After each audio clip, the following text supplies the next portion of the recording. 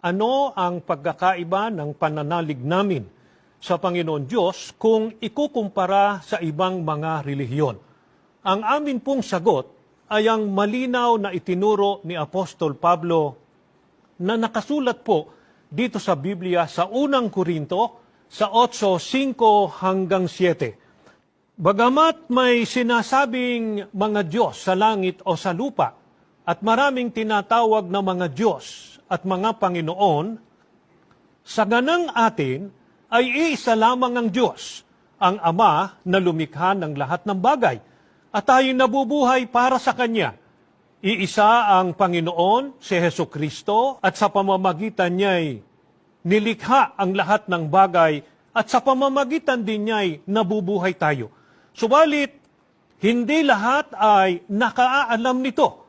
May ilang nahirati sa pagsamba sa Diyos-Diyusan.